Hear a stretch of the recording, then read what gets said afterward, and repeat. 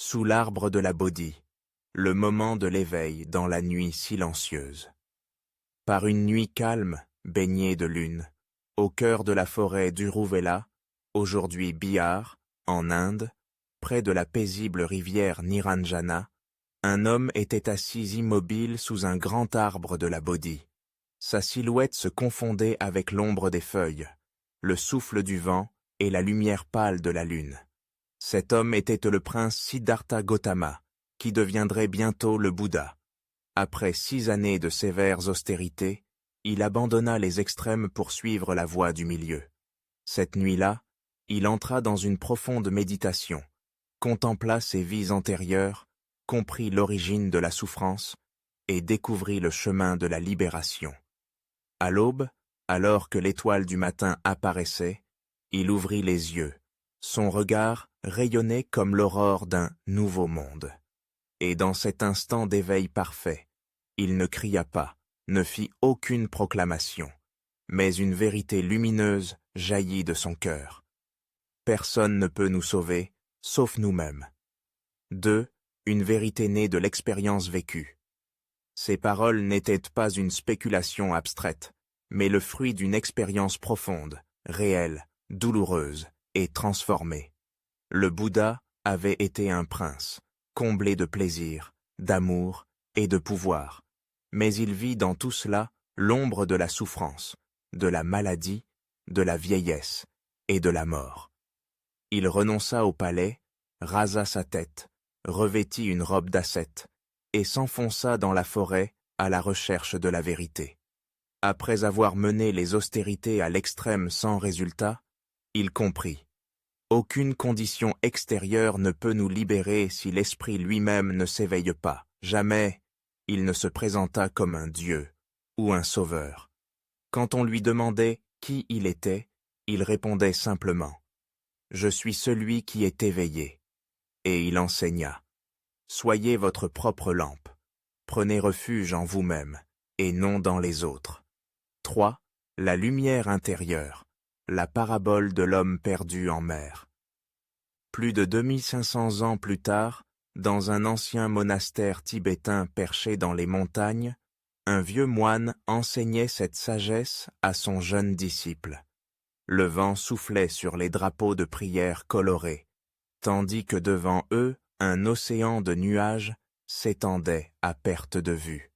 Le moine dit « Un homme était perdu au milieu de l'océan. Il n'avait ni bateau, ni rivage en vue. À chaque vague, il criait, pleurait, implorait qu'on vienne le sauver.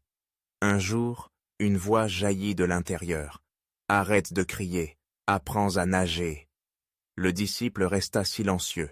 Le maître sourit doucement. Tel est le message du Bouddha. Dans l'océan de la souffrance, personne ne peut te porter. Tu dois apprendre à nager par toi-même. 4. L'illusion du salut extérieur. Lorsque nous souffrons, nous avons tendance à chercher des sauveurs, des dieux, des miracles, des maîtres ou des rites. Nous cherchons à acheter du mérite sans jamais regarder notre propre cœur. Le Bouddha dit « Vous pouvez parcourir l'univers entier à la recherche de quelqu'un qui mérite plus votre amour et votre compassion que vous-même. Vous ne le trouverez pas. » Il ajouta aussi « Même ceux qui vous aiment profondément ne peuvent vivre pour vous, souffrir pour vous ou s'éveiller à votre place. » Dans un sutra, il compare le corps humain à une maison en feu, et nous sommes les propriétaires. Au lieu de prendre le seau d'eau qui est à côté, nous attendons que quelqu'un vienne éteindre l'incendie. Mais plus nous attendons, plus les flammes s'intensifient. 5. Le chemin du courage, se relever soi-même. Quand le Bouddha retourna dans sa ville natale après son éveil, son père, le roi Suddhodana, l'accueillit en larmes. « As-tu découvert un secret divin, mon fils? Les dieux t'ont-ils donné une sagesse cachée ?» Le Bouddha répondit paisiblement. « Père, il n'y a pas de secret. J'ai simplement appris à regarder en moi, et tout est devenu clair. Le miracle le plus profond ne vient pas de l'extérieur, mais de la conscience, de la compassion et de la clarté que nous cultivons en nous-mêmes. 6. L'histoire de Kissa Gotami, une mère qui s'est sauvée elle-même. Kissa Gotami perdit son fils unique. Désemparée, elle erra de maison en maison, tenant le corps de son enfant, implorant qu'on le ramène à la vie. Les gens la prenaient pour folle. Finalement, elle arriva auprès du Bouddha. Il lui dit « Apporte-moi une graine de moutarde provenant d'une maison où personne n'est jamais mort. » Elle parcourut toute la ville, mais dans chaque maison, elle entendit « Ici aussi, quelqu'un est mort. » Au coucher du soleil, elle s'assit, regarda le ciel et comprit. La mort fait partie de la vie. Elle déposa le corps pent de son fils, demanda à devenir nonne et atteignit l'éveil. Le Bouddha ne fit aucun miracle. Il l'aida simplement à s'éveiller. Et en ce moment-là, elle s'est sauvée, elle-même. 7. Ne cherche pas le salut, cherche l'éveil. Personne ne peut nous sauver, sauf nous-mêmes.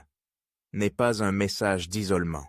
C'est une invitation à prendre la pleine responsabilité de notre vie intérieure.